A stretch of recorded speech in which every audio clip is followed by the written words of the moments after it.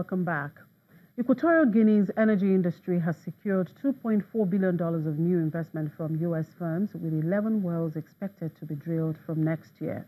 In September, the country's oil minister Gabriel Obiang Lima warned that the government might refuse extensions of existing licenses to oil companies unless they collectively invested a minimum of $2 billion in the country. Companies expected to invest include ExxonMobil, Cosmos Energy, Marathon Oil Corporation, and Noble Energy.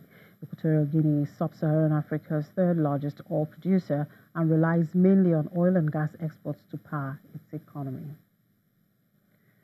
And Sudan has increased the flour subsidies by 40% after the reduction of subsidies this year sent bread prices higher and triggered protests. The country's finance ministry says that government would spend 35 million Sudanese pounds, which is about $737,000 daily, instead of 25 million Sudanese pounds. A decision to reduce bread subsidies this year sparked rare nationwide protests after bread prices doubled. Inflation climbed to a record 66% in August, one of the highest rates globally. And the Central Bank of Nigeria has announced the closure of two global banks, HSBC and UBS in Nigeria. The financial regulator did not give reasons for the bank closures. HSBC was not available to comment, and UBS declined to comment on the matter. And students from the University of Cape Town have unveiled the world's first biobrick grown from urine. In this next report, the students talk about the importance of innovation in the sustainability space.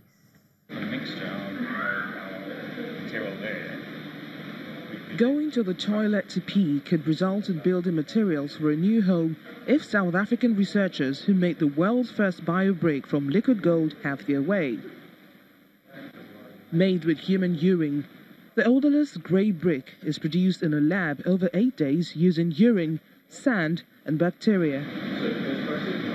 In the first stage of making the brick is collecting the urine, and to do that we use calcium hydroxide to stabilize the urine to get it to a pH where the ammonia is not hydrolyzed, and then the urea is not hydrolyzed, and then from that point we add calcium chloride so that we can increase the calcium concentration in our urine media that we're going to use to pump into the bricks. And then from that point, we pump that into bricks with the sand and grey walkie mixture, and those are all the ingredients to the brick. The same process is used to produce fertilizers. The concept of using urea to grow bricks has been tested in the United States using synthetic solutions, but UCT says the new biobrick uses real human urine for the first time. If we consider, for example, the amount of wastewater we produce from our homes, in terms of volume, urine only makes up 1% of that waste stream, but it contains over 80% of the nitrogen, about 70% of the potassium, and 50% of the phosphorus. Now, those are three key nutrients needed to make any inorganic fertilizer, and literally we pee those away every single day and we flush it through our sewer networks. Why should we not be recovering it instead and basically making multiple products? And in my mind, that's the way we achieve a truly sustainable future. The bricks are created through a natural process called microbial-induced carbonate precipitation, similar to how coral reefs are formed. To make a brick, loose sand is colonized with bacteria that produce the enzyme urease, which in turn breaks down the urea in urine while producing calcium carbonate through a complex chemical reaction. The bricks are formed at room temperature. Yeah, definitely see commercialization in the next decade or two. There's lots of optimization, still a lot of lab work to be done, logistical issues obviously with collecting urine, creating the fertilizers. Like, there's a lot of things that still need to be ironed out before it can go out into the world. But there's one major obstacle any would-be mass producers of the brick need to overcome. It currently takes 20 liters of urine to make just one brick. And for update on today's trading at the Nigerian Stock Exchange, let's talk to Temple. Good afternoon, Temple. So what are the numbers saying at the moment? The market is really upbeat, Chimizie. We're up marginally a few minutes ago, some 0.06%, but that seems to be improving. I think we should be doing more than 10%, 0.10% rather, by now, and that's because we're seeing movement across the major sectors, the oil and gas, industrial goods sectors. The banking names are also doing good right now. Consumer goods is also moving up. That's because, we have our prices really low at this time. We talked about this in the morning. The fact the prices are low, investors seem to be taking advantage of all of those companies with good fundamentals in the system. Fossil oil, for example, at the time we spoke earlier in the morning, was up from 2.20%.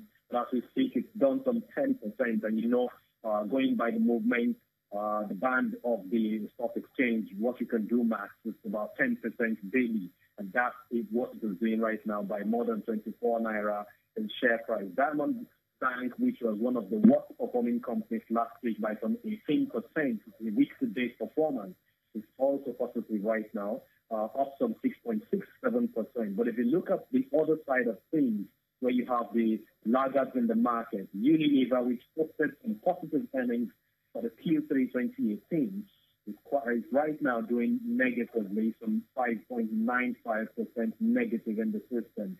FBN Holdings, due to the kind of earnings that is released for the same period, Q3 2018, is also negative right now. We've seen the investors give a serious cold shoulder to that particular security. But then, it's one of the companies that also has good fundamentals in the system. So some investors are probably just waiting for the price correction to bottom out and have to do afterwards to make entry again. And of course, this kind of sentiment you've seen across these major companies is what has given rise to the numbers we see across segments. Oil and gas at the moment is positive by some 0.5%, keeps rising. Industrial goods sector is also up some 0.17%. Why is that? Because Dangote Cement, a major company, 30% of the capitalization of this market, if you put the shares together, belongs to Dangote Cement. It's currently trading at 205 Naira per share, moving away from the 204 Naira that investors woke up to see it at this morning. That tells you that the company is up some 0.10% in the market. Guarantee Trust Bank is one of the companies also pushing up the banking sector number indices, as we speak, is up. That segment of the market is up some 0.14%, and it keeps moving higher and higher as well. For the consumer goods segment of the market, we've seen some 0.05%, and that's basically because of what we've seen in the likes of Cadbury. Cadbury is one of the top gainers, as we speak, in the market, currently trading at 9 Naira 90 kobo, and it's been up so almost 10% in the market. So this is what we're seeing. Activity level looks low, 23% down compared to what was done on Friday. If you look at the value of transaction that has also taken place, it's currently down by about 15% compared to what we had in the last trading session. And Access Bank, which is the most actively traded stock right now, has gone from 17 million units of its shares, accounting for about 50%, if not more, of the entire trades that we've seen in the market. That hasn't really translated to major movement in the share price. Before the market closes today, we do hope that the share price will increase, just like we've seen increments in a whole lot of other shares. Thank you, Temple, for this update. Well, that's a wrap on the program for today. Thank you very much for watching. I'm Chimizie Obi Iwawu.